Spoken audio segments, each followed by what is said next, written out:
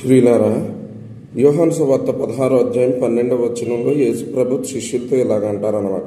నేను మీతో చెప్పవలసినవి ఇంకనూ అనేక సంగతులు కలవు గాని ఇప్పుడు మీరు వాటిని సహింపలేరు. అయితే 13వ వచనం, అయితే ఆయన అనగా సత్యస్వరూపి అయిన ఆత్మ వచ్చినప్పుడు మిమ్మల్ని సర్వసత్యములోనికి నడిపించును.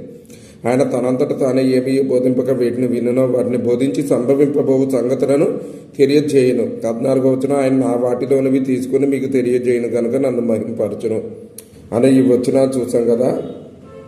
దాని అర్థం ఏంటంటే, చాలామంది ప్రకటన గ్రంథం వచ్చేసిన తర్వాత ప్రకటన గ్రంథం వచ్చేసింది కదా, ప్రత్యక్షత ఆగిపోయింది, ఇంకా ప్రత్యక్షత లేదు, కంప్లీట్ రెవల్యూషన్ వచ్చేసింది అనేటువంటిది బోధ చాలామంది చేస్తున్నారు. అది తప్పు.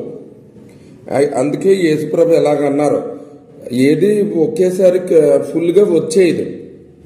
ప్రత్యక్షత అనేది ఒకసారిగా వస్తే మనం ఏ మాత్రం తట్టుకోలేము. యేసయ్య అనంతుడు, ఆయన గురించినటువంటి జ్ఞానం ఒకేసారి తెలుసుకుంటే మనం తట్టుకోలేం కూడా.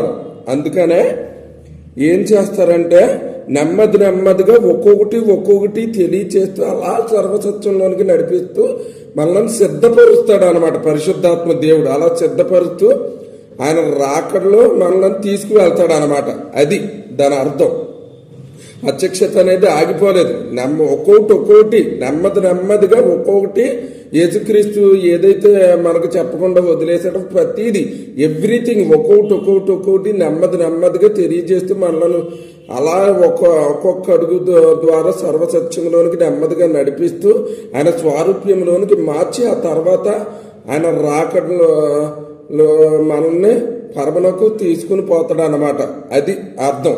కనుక ఈ విషయాన్ని గమనించుకుని ఆయనతో అన్యోన్య సహవాసం కలిగి, ప్రభా ఇలాగ వాక్యం ఉన్నది కదా,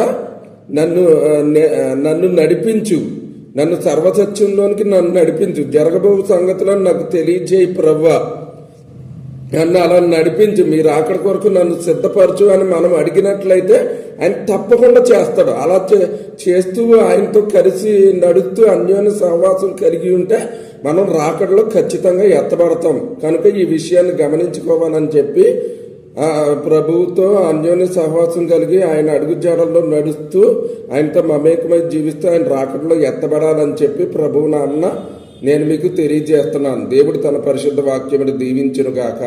ఆమేన్.